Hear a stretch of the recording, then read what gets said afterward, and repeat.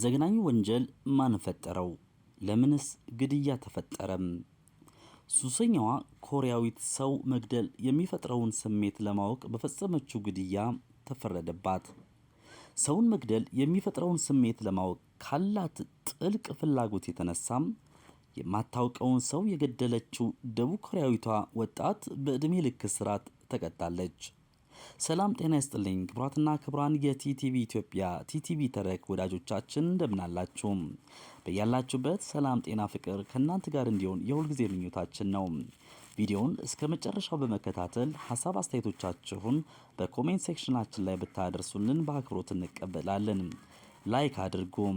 እንዲሁም ደግሞ ሰብስክራይብ ያላደረጋችሁ ቤተሰቦቻችን ደውሏን በመጫን ሰብስክራይብ በማድረግ በየዕለቱ ዕለተ ሐሙስ ላይ የሚቀርበው ቲቲቪ ተረክ ወደ እናንተ የሚደርሳችሁ ይሆናል። ለዛሬ ዘግናኝ ወንጀል ማን ፈጠረው? ለምንስ ግድያ ተፈጠረ? በጁንግ ዮ ጁንግ ላይ ያተኮረ አንድ መረጃ ልናካፍላችሁ ነው። ይህቺ ወጣት የ23 ዓመት ወጣት ናት። ጁንግ ዮ ጁንግ ትባላለች። በእውነተኛ ታሪክ ላይ የተመሰረቱና ልቦለድ በሆኑ የወንጀል የቴሌቪዥን ፕሮግራሞች ከፍተኛ አባዜ የተጠናወታት ናት ተብሏል። ፖሊስ ወጣቷ ሰውን ለመግደል ሙከራ ለማድረግ አስባ የማታውቃትን የእንግሊዝኛ ቋንቋ መምህርት በስለት ደጋግማ ወግታ ገድላለች ብሏል። ይህ ባለፈው ዓመት ግንቦት ወር የተፈጸመው ግድያ መላውን ኮሪያውያንን በእጅጉ ያስደነገጠ ክስተት ነበር።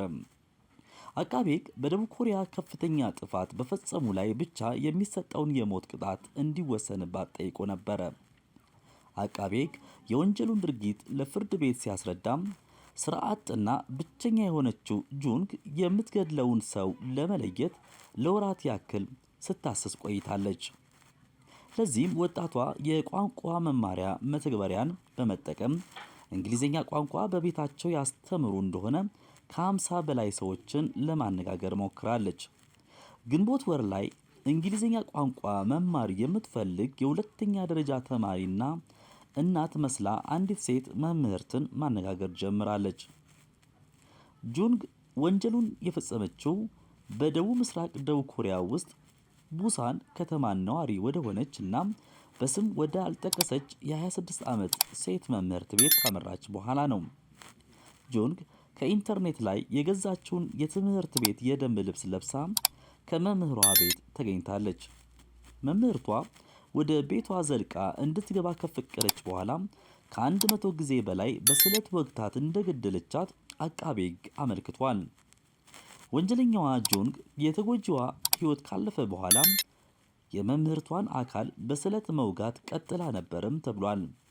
በመቀጠል የተወሰነውን የመምህርቷን አስክሬን በመቆራረጥ በታክሲ ተሳፍራ ሰሜናዊ ቡሳን በሚገኝ ወንዝ አቅራቢያ ጥላለች። ጁንግ ብዙም ሳይቆይ በፖሊስ ቁጥጥር ስር የዋለች ሲሆን አቃቤ ሕግ እንዳለው ወጣቷ በቁጥጥር ስር የዋለችው ተሳፍራበት የነበረው የታክሲ ሾፌር በደም የተጨማለቀ ሻንጣ ጫካ ውስጥ የጣለች ተሳፋሪ ማሳፈሩን ለፖሊስ ከጠቀመ በኋላ ነው።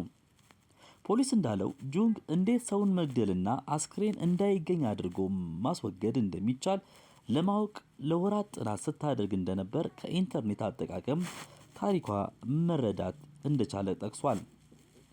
ፖሊስ ጨምሮም ጁንግ ግድያ ለመፈጸም ረዘም ያለ ዝግጅት ብታደርግም ራሷን ከደህንነት ካሜራዎች እይታ ውጪ ማድረግን ዘንግታ ነበር ብሏል። ወጣቷ ወደ መምህርቷ ቤት ስትገባና ስትወጣ በተደጋጋሚ ታይታለች። ባለፈው ሳምንት የቡሳን ወረዳ ፍርድ ቤት በወጣቷ ላይ የዕድሜ ልክ እስራት ብይኑን ሲያስተላልፍ ዳኛው የትኛውም ሰው ያለምንም ምክንያት በማያውቀው ሰው ሊገድል እንደሚችል ወንጀሉ ስላሳየ ግድያው በማህበረሰብ ውስጥ ከፍተኛ ፍርሃት ፈጥሯል ብሏል። ወንጀሉን መፈጸሟን ያመነችው ጁንግ ወንጀሉን በፈጸመችበት ወቅት የአእምሮ ጤና እክል ገጥሟት ስለነበረ ቅጣቱ እንዲቀልላትም ጠይቃለች። ፍርድ ቤቱ ግን ተከሳሿ ወንጀሉን የፈጸመችው ከፍተኛ ዝግጅት አድርጋና አቅዳም በመሆኑ የአእምሮ ጤና እክልን ወንጀሉን ለመፈጸሟ እንደ ምክንያት አድርጋ ልታቀርብ አትችልም ብሏል።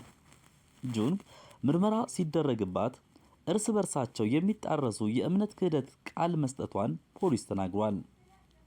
ጁንግ በመጀመሪያ ላይ ግድያው በሌላ ሰው መፈጸሙና የእርሷ ተሳትፎ አስክሬኑን ወደ ሌላ ቦታ መውሰድ ብቻ መሆኑን ተናግራ ነበር። ከዚያ ደግሞ መምህርቷን የገደለችው በመካከላቸው አለመግባባት ከተፈጠረ በኋላ ነው ብላለች። በመጨረሻም በእውነተኛ ታሪክ ላይ የተመሰረቱ የወንጀል የቴሌቪዥን ፕሮግራሞችን አብዝታ ከመመልከቷ የተነሳ ሰው የመግደል ፍላጎት እንደተጠናወታትም አምናለች። ክቡራትና ክቡራን የቲቲቪ ኢትዮጵያ ወዳጆቻችን ይህች ሴት በእናንተ ዘንድ ምን ስሜት ፈጥራባችሁ ይሆን? ሀሳብ አስተያየቶቻችሁን ኮሜንት ሳክሽን ላይ ጻፉልን። ዘግናኝ ወንጀል የፈጠረችው እሷ ናት። ግድያውን የፈጠረችው ደግሞ ምክንያት ከቴሌቪዥን በተከታታይ ከመመልከቷ የተነሳ መሆኑን መረጃዎች ያሳያሉ። ለዛሬ ቲቲቪ ተረክ ቲቲቪ ኢትዮጵያ ላይ ያዘጋጀነው ዝግጅት ይህንን ይመስላል። ስለተከታተላችሁን ከልብ አድርገን እያመሰገንን በቪዲዮ ላይ በቀረበው መረጃ ሀሳብ አስተያየት ካላችሁ ኮሜንት ሴክሽናችን ላይ ብትጽፉልን እጅግ በጣም በአክብሮት እንቀበላችኋለን። ቲቲቪ ኢትዮጵያን የበለጠ ለማሳደግ ከናንተ በላይ ማንም ሰው የለምና በእጃችሁ ባለው ተንቀሳቃሽ ስልክ ወይም ደግሞ ፒሲ ወይም ኮምፒውተር ላይ ሆናችሁ ይህንን የቲቲቪ ኢትዮጵያ በየዕለቱ ሐሙስ ላይ የሚቀርበው ቲቲቪ ተረክን እንድትከታተሉ ከወዲሁ በአክብሮትና በፍቅር እንጋብዛችኋለን። ስለ ተከታተላችሁን ከልብ አድርገን እያመሰገንን ሳምንት በሌላ ተረክ ተመልሰን የምንገናኝ መሆኑን እየገለጽንላችሁ በዚሁ እንሰናበታችኋለን። የፕሮግራሙ አዘጋጅና አቅራቢ ተስፋዬ ገብረ ማርያም ነበርኩኝ። በያላችሁበት ሰላም፣ ጤና፣ ፍቅር ከእናንተ ጋር እንዲሆንላችሁ እመኛለሁ። በያላችሁበት መልካም ጊዜ